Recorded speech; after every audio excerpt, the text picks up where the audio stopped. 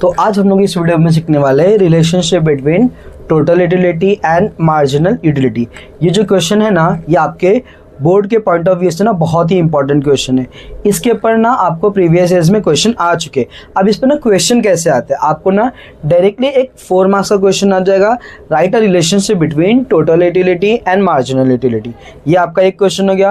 और तो दूसरे टाइप का क्वेश्चन आ सकता है आपको डिस्टिंग्विश बिटवीन में। क्या बोलेगा आपको, right a distinguish between total utility and marginal utility. ऐसा एक 2 क्वेश्चन हो गया। और तीसरा आपको हो सकता है जो आपको identify and explain the concept आता है, वहाँ पर भी आपको इसके रिलेटेड एक क्वेश्चन आ सकता है। एंड ऑब्जेक्टिव्स में भी आ सकते हैं, एंड आपको कहाँ पे और आ सकता है, केस स्टडीज़ में। तो इसके लिए आपको ये क्वेश्चन करना बहुत ही इंपॉर्टेंट है। इसके पहले हम लोगों ने ना वीडियो में 2 क्वेश्चन सीख लिए हैं, जिसमें हम लोगों ने इंडेक्स नंबर कवर किया था और टाइप्स ऑफ प्राइस इलास्टिसिटी। वो दोनों भी क्वेश्चन बहुत ही इंपॉर्टेंट थे। उसी तरीके से आज हम लोग ये 3rd क्वेश्चन सीखने वाले कि जो प्रीवियस ईयर्स में आए हुए हैं। तो आपको टोटल यूटिलिटी दिया हुआ है और मार्जिनल यूटिलिटी। सबसे पहले क्या किया हमने कि जो टोटल यूटिलिटी का मीनिंग है और जो मार्जिनल यूटिलिटी का मीनिंग है उसे हम एक्सप्लेन करेंगे।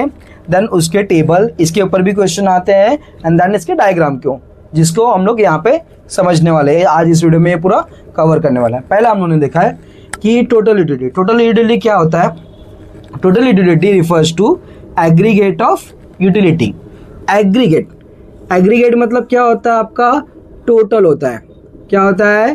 टोटल किसका? यूटिलिटी का। तो टोटल यूटिलिटी का मतलब क्या हो गया, नाम से आपको पता चलता है, aggregate of utility derived bye consumer from all the units of commodity consume. मतलब जितने भी यूनिट्स को जो कंज्यूमर है वो कंज्यूम करता है, उससे टोटल उसको कितनी यूटिलिटी मिलती है, उसको हम लोग बोलते हैं टोटल यूटिलिटी। अब इसको सिंपल वर्ड्स में कैसे लिखा हुआ है, इट इज एग्रीगेट। एग्रीगेट अभी आपने देखा कि क्या होता है, टोटल।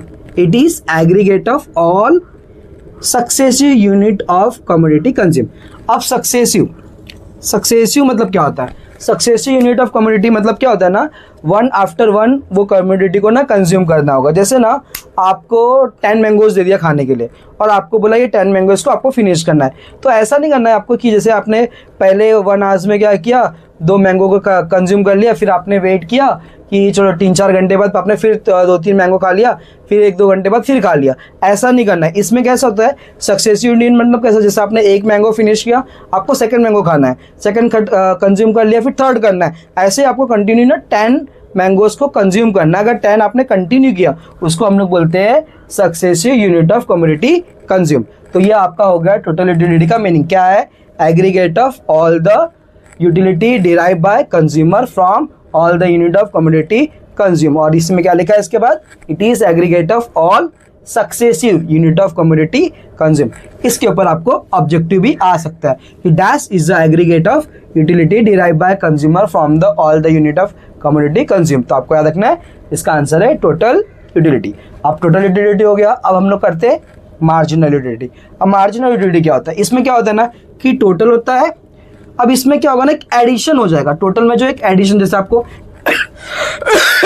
आपको 10 मैंगोज दिया था, आपको एक एक्स्ट्रा दे दिया एडिशनल 11 नंबर पे या 12 नंबर पे, तो आपको वो एक्स्ट्रा यूनिट कंज्यूम करने पर कितनी यूटिलिटी मिली, उसको हम लोग बोलते हैं मार्जिनल यूटिलिटी। जैसे इसका मीनिंग लिखा है, marginal utility refers to additional utility derive by a consumer from additional unit of commodity consume. तो अभी यहाँ पर देखो आपको क्लियरली लिखा हुआ है, क्या लिखा हुआ है, एडिशनल।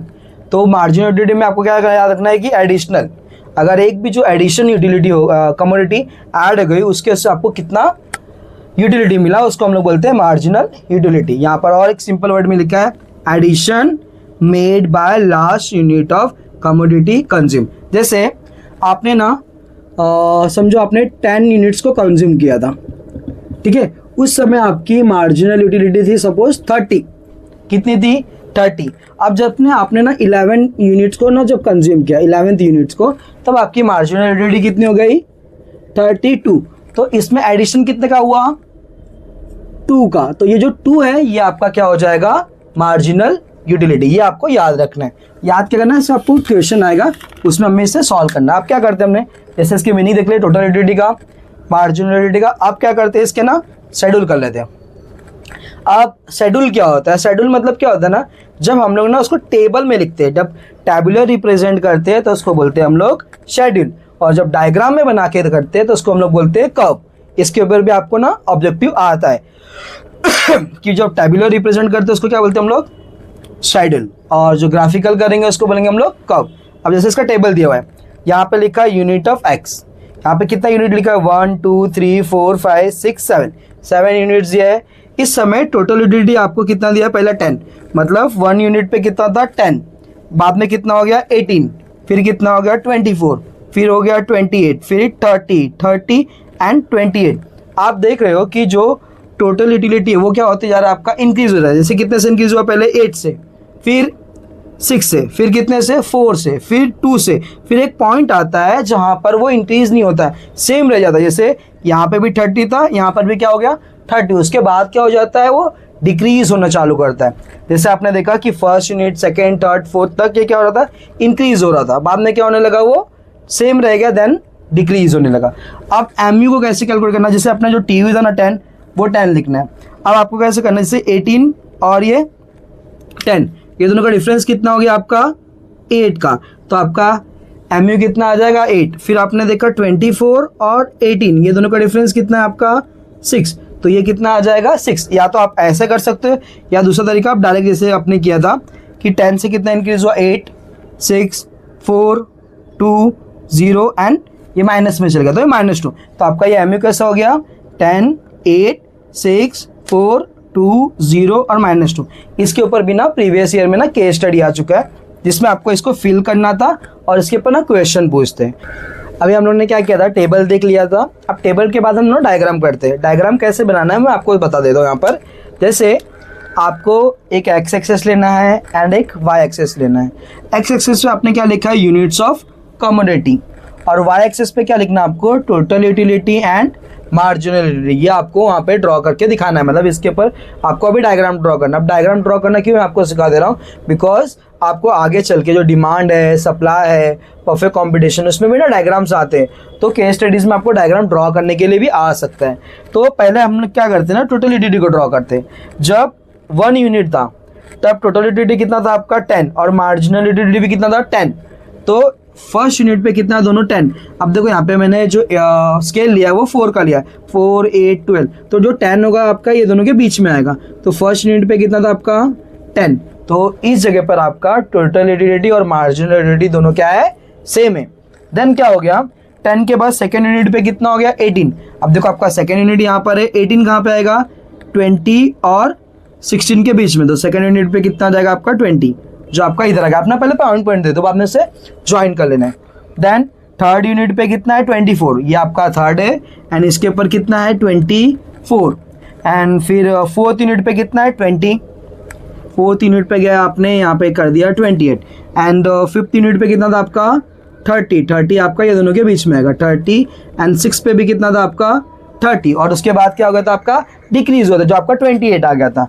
देन आपको क्या करना है? यहाँ से ये आपको ये 28 पे लेके आ जाना। कौन से यूनिट पे? 7th यूनिट पे। जैसे आपने ये पहले पॉइंट कर दिया, अभी इसे ज्वाइन करना है। जैसे यहाँ से हो गया आपका 18 से आपका 24 से ये थोड़ा ऊपर है आपका 30, सॉरी 28 है, 28 से 30, और ये सेम रहना चाहिए आपका 30। देन आपका ये डिक्रीज हो गया। इस तरीके से आपका ये टीयू बन जाएगा। यहाँ पे आपको लिख देना है टोटल यूटिलिटी। ठीक है? कैसे किया हम लोग ने कि पहले यूनिट पे कितना था? 10, यहाँ पे किया। फिर सेकंड पे कितना था? 18। फिर थर्ड पे कितना था? 24। फोर्थ पे कितना था? 28। फिफ्थ पे कितना था आपका? फिफ्थ और 6 पे 30 और 30। एंड 7 पे क्या हो गया था? डिक्रीज हो गया। अब हमने क्या किया था? टोटल यूटिलिटी को ड्रॉ कर लिया। अब हमें किसे ड्रॉ करना है? मार्जिनल यूटिलिटी को। तो मार्जिनल यूटिलिटी फर्स्ट यूनिट पे कितना आपका? 10, मतलब सेम है। एंड देन सेकंड यूनिट पे कितना आया आपका? 8, तो आपका सेकंड यूनिट यहाँ पर आ गया आपका 8। एंड थर्ड यूनिट पे कितना है आपका? 6, ये थर्ड यूनिट पे आ गया। ये 6 कहाँ पे आएगा? 8 और 4 के बीच में। देन आपका फोर्थ यूनिट पे कितना है? 4 आपका यहाँ पर आ गया। और फिर आपका फिफ्थ यूनिट पे कितना है? 2, यहाँ पर आ जाएगा। एंड 6 यूनिट पे कितना है आपका? 0, और बाद में कितना है? -2। तो इस तरीके से आपको ना ये पॉइंट्स को भी ज्वाइन करते जाना है, तो आपका ये मार्जिनल यूटिलिटी आ जाएगा। क्या आ गया, मार्जिनल यूटिलिटी पे आ गया। आपका टोटल यूटिलिटी क्या था, अपवर्ड जा रहा था, बाद में क्या हुआ, डाउन हुआ, और जो मार्जिनल यूटिलिटी था वो ऑलरेडी डाउनवर्ड जा रहा था। और जो ये पॉइंट होता है ना, इसको हम लोग बोलते हैं डिस यूटिलिटी। क्या बोलते हैं, डिस यूटिलिटी। और ये जो पॉइंट होता है जहाँ पर आपका टोटल यूटिलिटी मैक्सिमम होता है और जो मार्जिनल यूटिलिटी होता है वो ज़ीरो होता है, उस पॉइंट को हम लोग बोलते हैं पॉइंट ऑफ सैटिस्फैक्शन। जिस समय टोटल यूटिलिटी क्या होता है आपका, मैक्सिमम होता है। क्या होता है, मैक्सिमम होता है, और जो मार्जिनल यूटिलिटी होता है वो ज़ीरो होता है, उस पॉइंट को हम लोग बोलते हैं पॉइंट ऑफ सैटिस्फैक्शन, जो आपको यहाँ पे लिख देना है, पॉइंट ऑफ सैटिस्फैक्शन। ठीक है, पॉइंट ऑफ सैटिस्फैक्शन क्या होता है समझ गए आप लोग को। तो इस तरीके से आपका डायग्राम ड्रॉ होता है। तो आपको ना डायग्राम को भी ना एक्सप्लेन करना था। अब एक्सप्लेन कैसे करते हैं, मैं आपको ओरली बता देता हूँ, आप उस तरीके से एक्सप्लेन कर सकते हैं। क्या करना है आपको, पहले लिखना है फ्रॉम द अबाव डायग्राम। ठीक है, क्या लिखना है, from the above diagram on X axis we measures unit of commodity X, and on Y axis we measures total utility and marginal utility. और फिर आपको क्या लिखना है कि जब स्टार्टिंग होता है, in the beginning total utility and marginal utilities are same. क्या होता है स्टार्टिंग में आपका 10, then when unit of commodity increase from 1 to 2, जैसे आपने देखा था कि यूनिट ऑफ कमोडिटी 1 से कितना हो गया, 2 हो गया, मार्जिनल टोटल यूटिलिटी क्या हो गया आपका, इंक्रीज हो गया 10 to 18, और जो मार्जिनल यूटिलिटी जो हो गया वो क्या हो गया, डिक्रीज होगा, वो 10 से क्या हो गया, 8 हो गया। फिर when unit of commodity increase from 2 to 3, marginal total utility increase from 18 to 24, and marginal utility decrease from 8 to 6. This shows inverse relationship between total utility and marginal utility. अब देखो एक रिलेशनशिप होता है, एक होता है डायरेक्ट रिलेशन और एक होता है इनडायरेक्ट रिलेशन। मतलब अगर समझो प्राइस ऊपर जा रहा है और डिमांड भी सपोज ऊपर है, दोनों एक ही डायरेक्शन में, दोनों भी चीज़ ना सेम डायरेक्शन में है, तो इसको हम लोग बोलते हैं डायरेक्ट रिलेशन। और सपोज एक चीज़ ऊपर जा रहा है और सेकंड चीज़ नीचे आ रहा है, तो दोनों क्या हो गए, इनडायरेक्ट रिलेशन, मतलब जिसको हम लोग बोलते हैं नेगेटिव रिलेशन बोलते हैं या इनवर्स रिलेशन, मतलब 3 नाम होता है। इस तरीके से आप इसको कर सकते हो। और आपको क्या एक्सप्लेन करना है, when unit of commodity reaches point, कौन सा था आपका, 5th, where total utility is maximum and marginal utility is 0, this point is called as point of satisfaction. तो ये आपको एक्सप्लेनेशन भी लिखना पड़ता है। जब आपको ये 4 मार्क्स के लिए आएगा ना, तो आपको टोटल यूटिलिटी का ये भी लिखना पड़ेगा, मार्जिनल यूटिलिटी भी लिखना पड़ेगा, टेबल भी लिखना पड़ेगा, डायग्राम भी लिखना पड़ेगा, और डायग्राम को एक्सप्लेन भी करना पड़ेगा। इस तरीके से आपका ये क्वेश्चन होता है। तो टोटल यूटिलिटी में हम लोगों ने क्या सीखा था कि वो टोटल है, मतलब aggregate of utility derived by consumer, और मार्जिनल यूटिलिटी में क्या था, वो एडिशन, जो भी आपका टोटल यूटिलिटीज में जो भी एक एडिशन होता है उसको हम लोग क्या बोलते हैं, मार्जिनल यूटिलिटी। फिर हम लोगों ने उसका टेबल देखा एंड डायग्राम देखा। इस तरीके से हम लोग का ये क्वेश्चन कंप्लीट होता है।